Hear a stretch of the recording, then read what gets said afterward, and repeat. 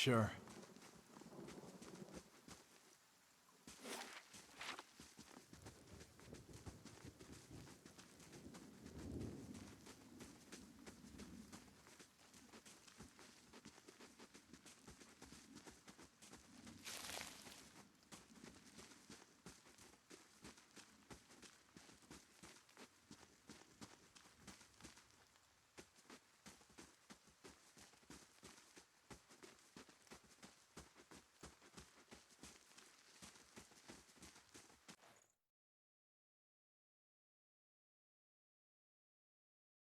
Alright, looks like we have some enemies up here.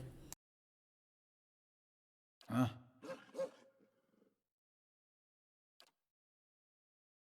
Alright, we'll use turn vicious aim on. Use wounding arrow on him. Aye? Aloth, we will use... Oh man, he has no abilities right now. Oh man, we really need to rest. Alright, let's have him attack. Go from there.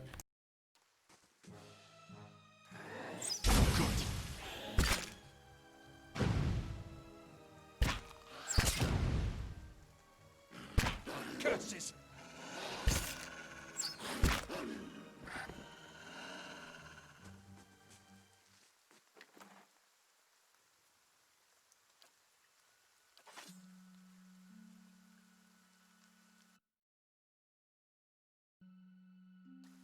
Sure. Oh crap, alright.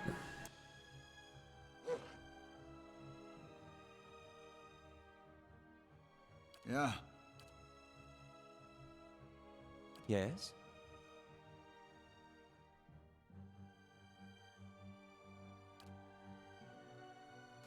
Lavaru, be on seat! Huh? Yes? Yeah. Use wounding shot on him. We use arcane assault.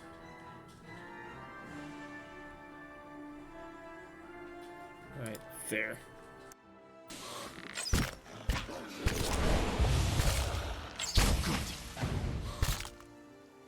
Aye? I shall deal with this one.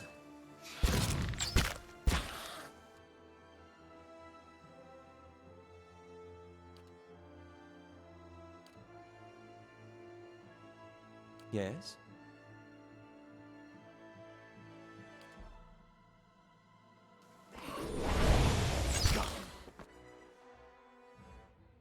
And we'll all get on the last one.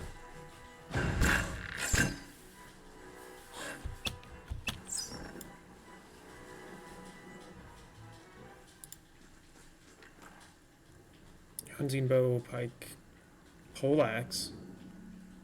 Alright. Mm-hmm.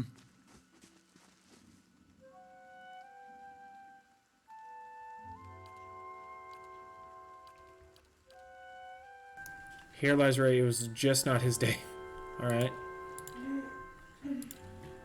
Oh wow, there's all kinds of them. Alright, let's keep moving.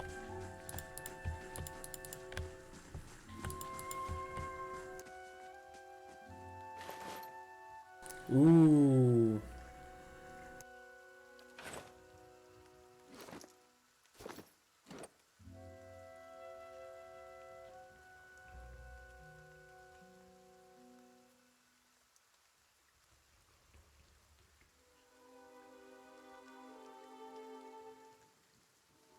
Does this game not have like proficiencies? Guess not.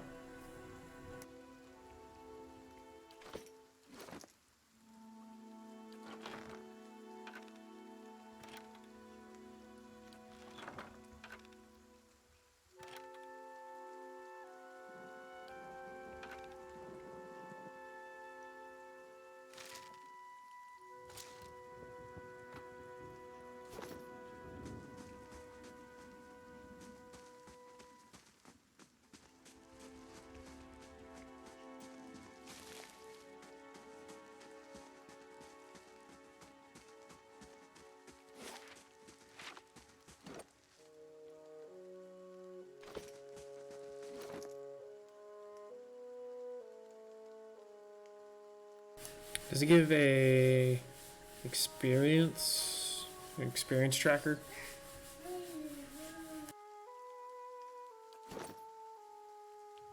Ah, there it is. Oh, we get a while. All right.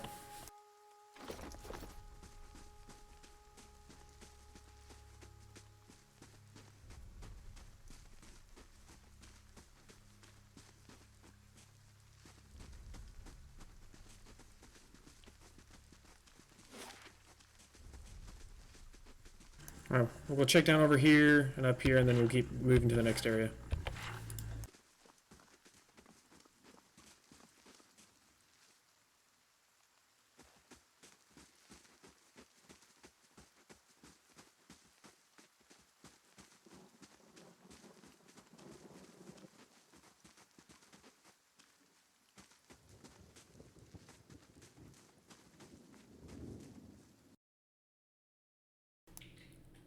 A witched.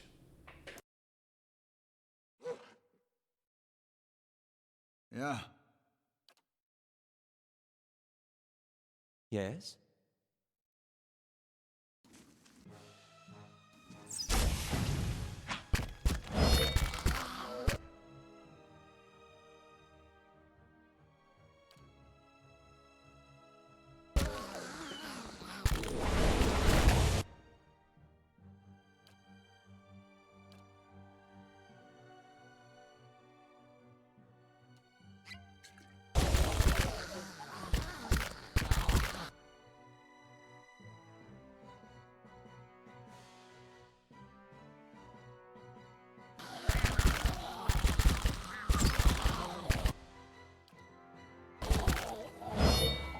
That went over really well. Pretty much had him. Easy day.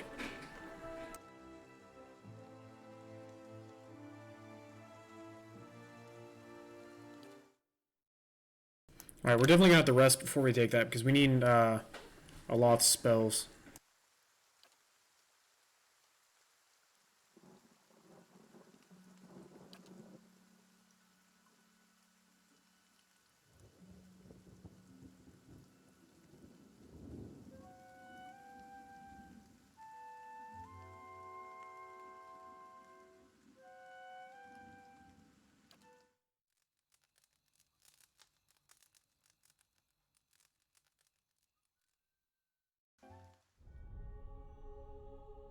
Your sleep is restless and fevered, assaulted by hisses and whispers, blanketed by suffocating anxiety. You open your eyes to awake and you find yourself in front of a gilded veils gallows tree.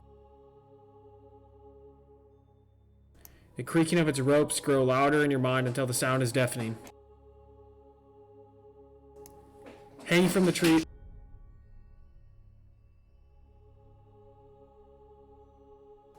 Hanging from the tree is an old dwarf woman whose face is shriveled inward like moldering fruit.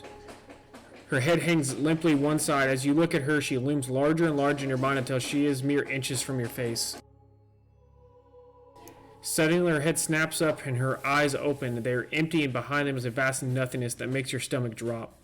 Her mouth slowly parts in a gust of rancid air as she speaks the word Watcher. You jolt awake, the foul smell of the dwarf's woman's breath still permeating your nostrils. Sweat runs down your face in thick droplets, and your skin is soaked from head to toe. You remember the woman. You remember seeing her decaying face when you spoke with the magistrate. He called her an animancer. Though it fills you with a new queasy apprehension, you feel a strange compulsion to see this woman once more, if only to confirm she is truly dead. Interesting. Alright, so we're going to do a quick save here since we did that. And since Aye? our boy has his spells back, we're going to try this again.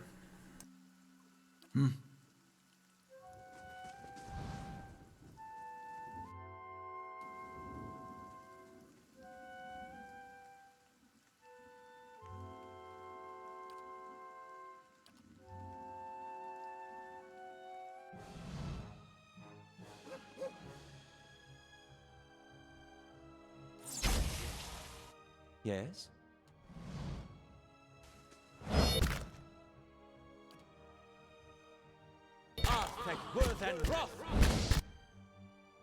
Of course, they would literally run directly around where I'm shooting the fire.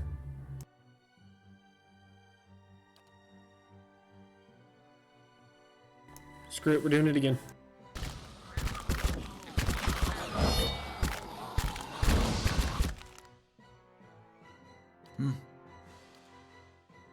How may I help? Huh?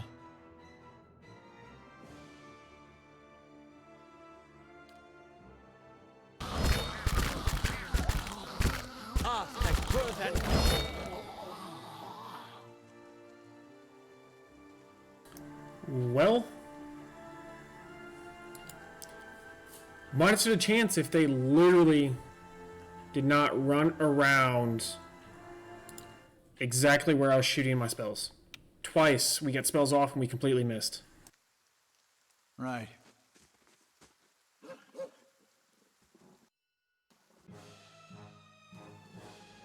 Huh? How may I help?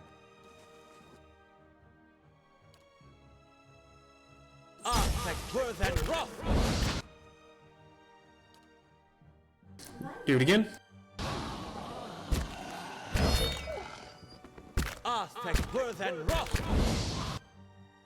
Yeah. Let's go.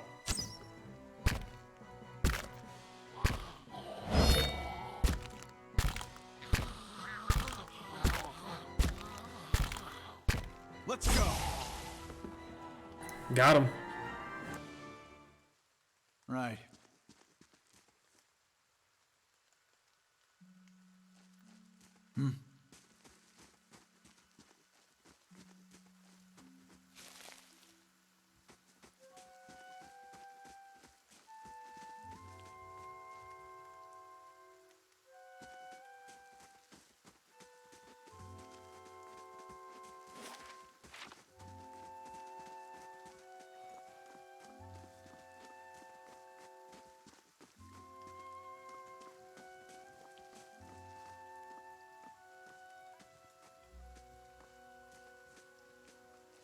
How do you do?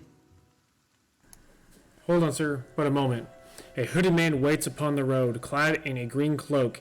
He strides forward to meet you as you approach, and at a closer distance his features are revealed for those of a younger man, though lined with weariness.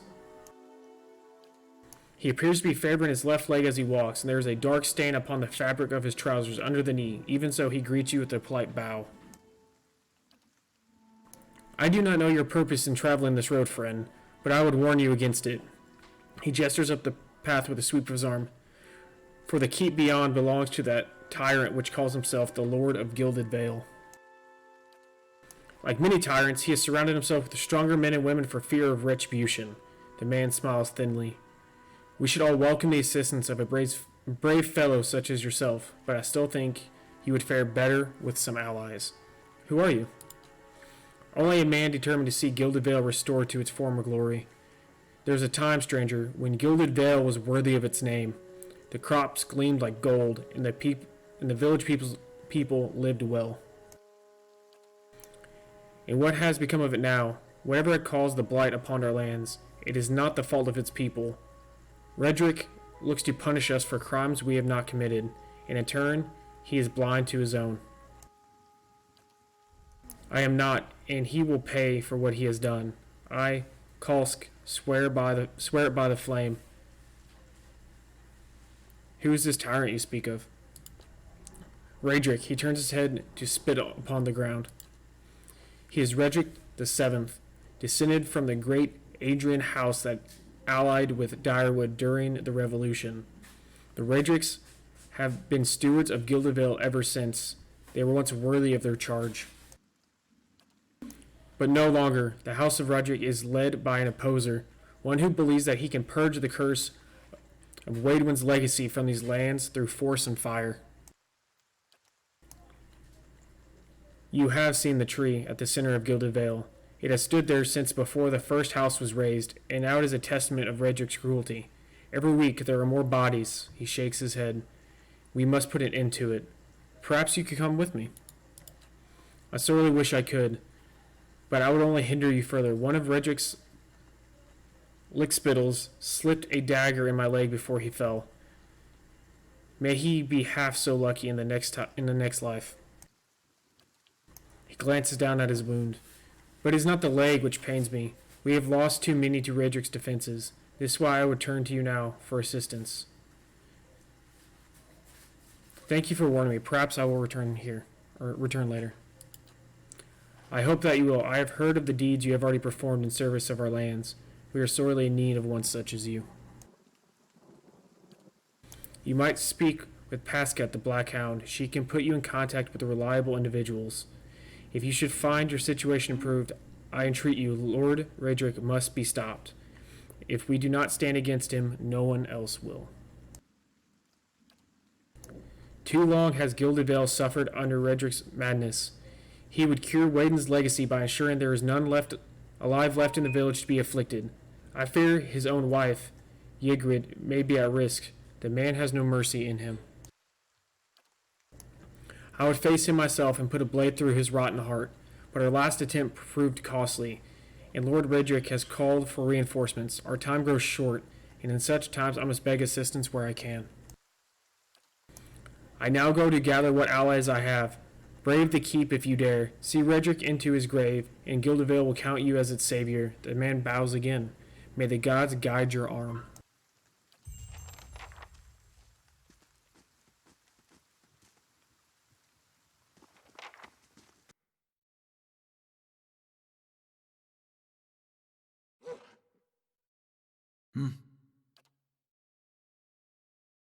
Yes?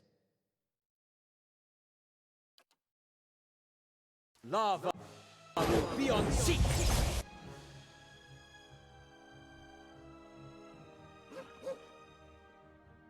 Yeah. How may I help?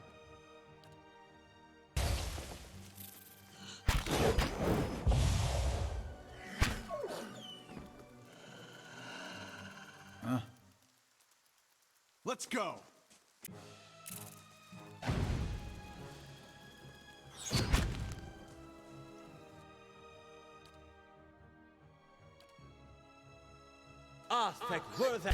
Aztec worth and wrath!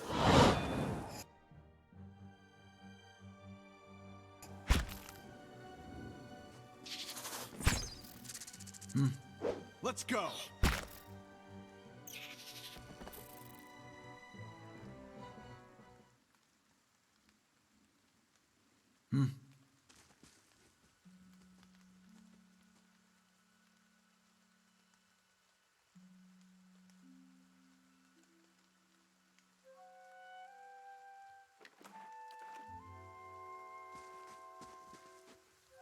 I'll see what I can find.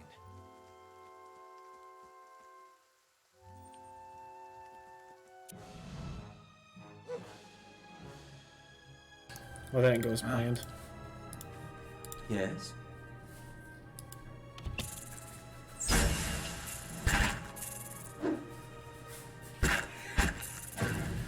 Man, these things tear my wolf apart.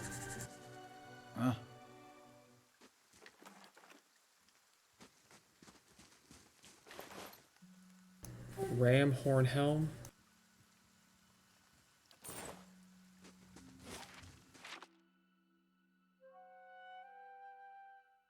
Not these things again.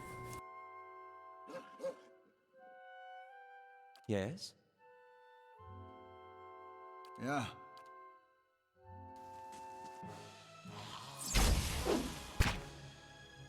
How may I help?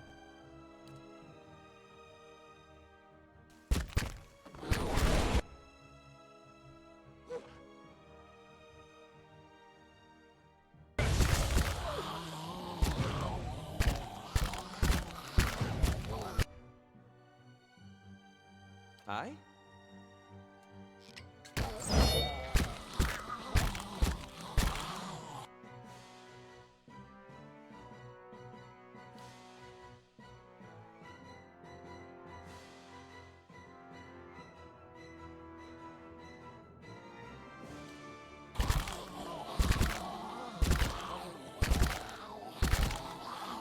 Dang it.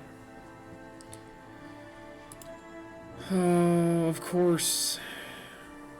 2 hours 38. Man. I gotta fight the spiders again. Mm-hmm.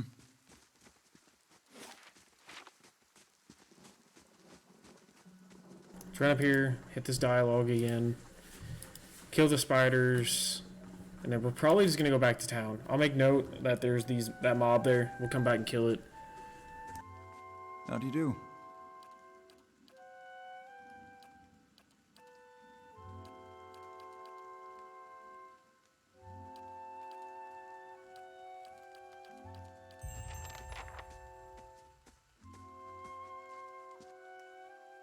Huh? Actually, we're just gonna head straight back to town. Because we need a rest. He's injured. And then hopefully we can grab another ally while we're in town. So we need a tank. We have no one to actually absorb damage.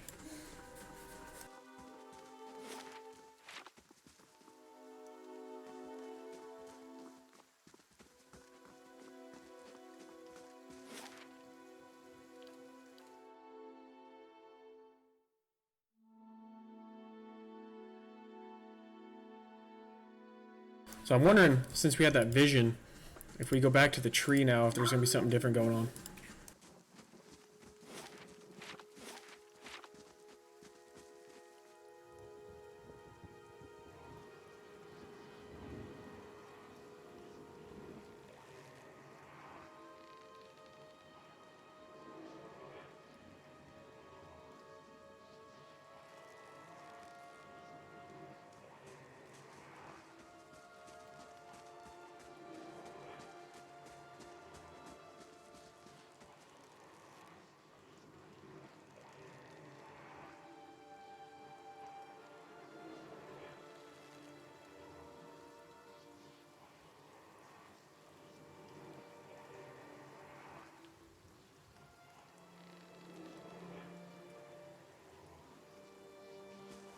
Awesome, so there is something different here.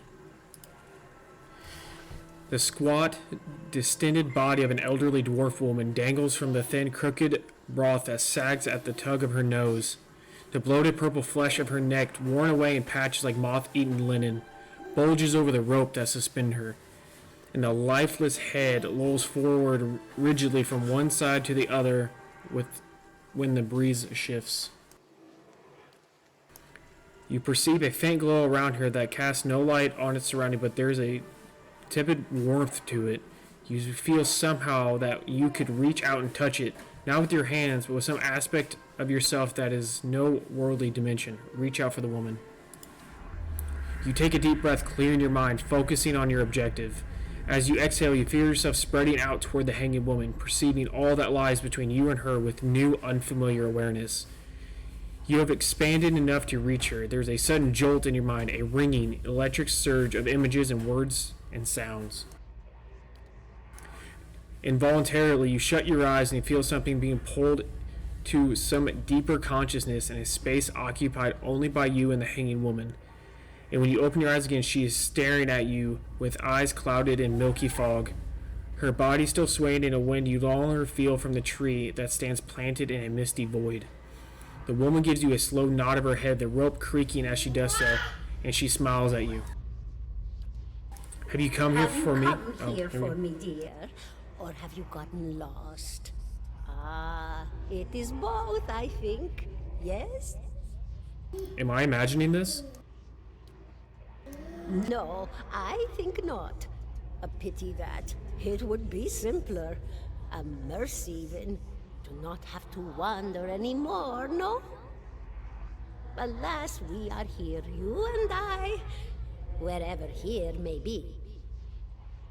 How are you able to speak to me? Is that what we're doing? Perhaps it just seems that way. Perhaps it is the easiest way for your mind to make sense of it. I think it is a very good choice. I need to understand something that's happened to me. She nods, a look of pity on her face, as though consoling a child. The world looks a little different than it used to, is that it? Feels like you're noticing things for the first time that have always been there? She nods. You have seen past the shroud. It only takes an instant. Your soul remembers, yes? Remembers how it sees when it leaves the body, like being reminded of a dream you had forgotten. You are a watcher now, and a watcher you will stay. What's a watcher? What indeed? Long hours have many animancers spent studying such things. Not I, though. Not I. I'll tell you what I know, though, since fair is fair, and here we are visiting, you and I, and it reminds me of better times. Souls pass on. Some say through Audra stones, which are the blood veins of the world. They leave the world for a time and are reborn into it, sometimes more than they were before, but usually less and seldom the same. For all souls there is a time where they do not live, yet have not passed on, and those souls roam the world, same as you or I, either living or lost.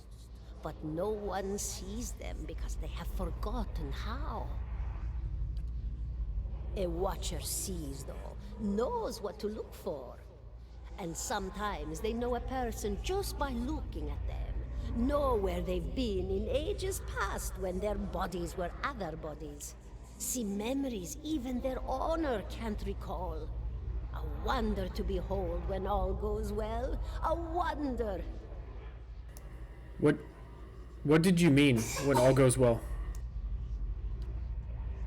Oh, nothing to be afraid of, I'm sure. It's just much to take in for some. Sometimes there's trouble sleeping or other difficulties.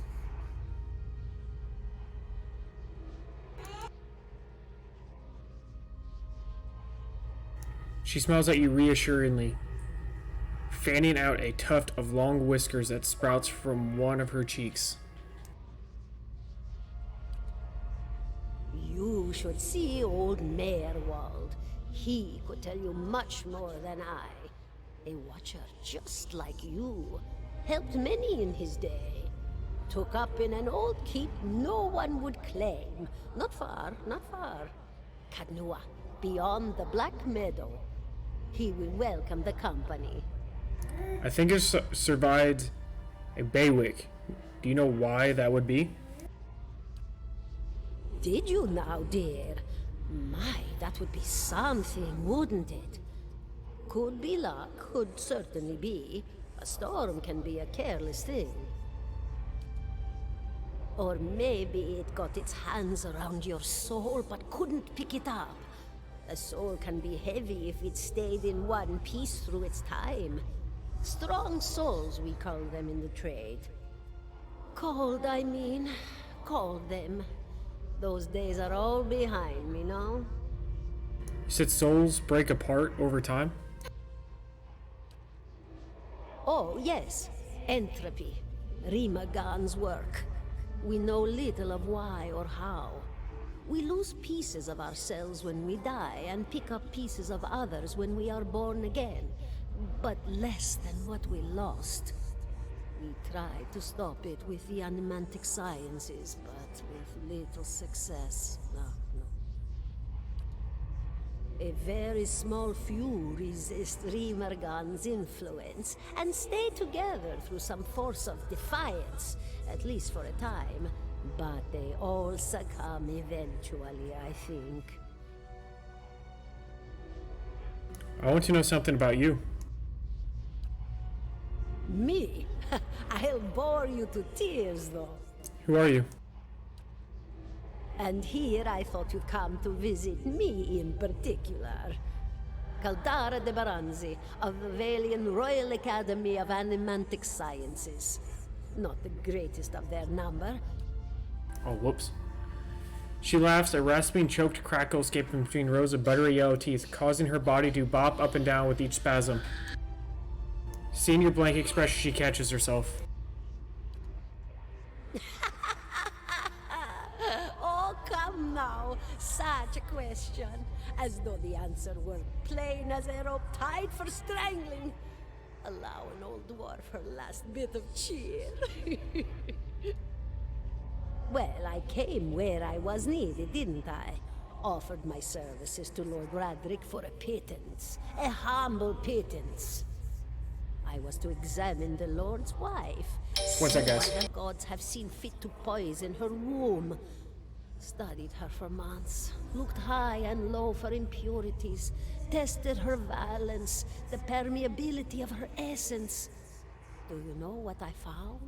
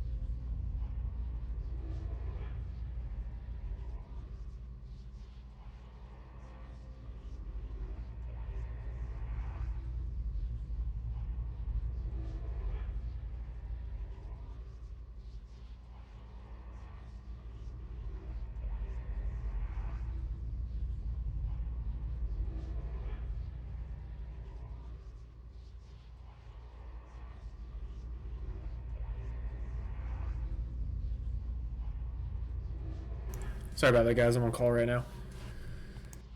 Tell me. Nothing at all.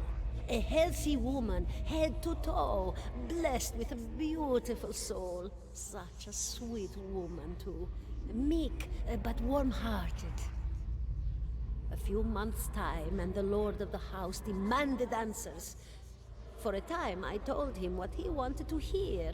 Oh, yes, my lord. She is riddled with imbalances. I must have time to cure her. As the birth drew near, he grew impatient, as lords do. And this is where I've ended up. What's an animancer? A student of the soul. Something so basic, yet so poorly understood. But so many breakthroughs have been made in my lifetime. Had been made. Had been. To hear the locals tell it, we're a gang of soul manglers that preys upon the weak-minded. And the worst of us are.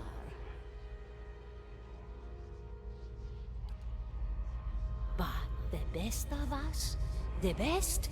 Inspirations. Miracle workers. My parents were soul twins. Miserable before they met, empty inside. It was an animancer who helped one find the other. Turned their lives around. You wouldn't believe the stories.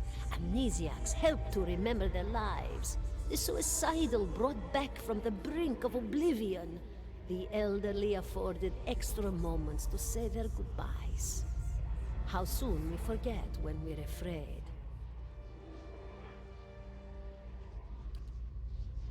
It's a fascinating science. A fascinating time to be alive in a place like Deerwood that does not control the research, no? I love the Valian Republics for many things, but their recent caution will leave them behind, I fear. I had other questions. Nope, I guess that's it. Of course, dear.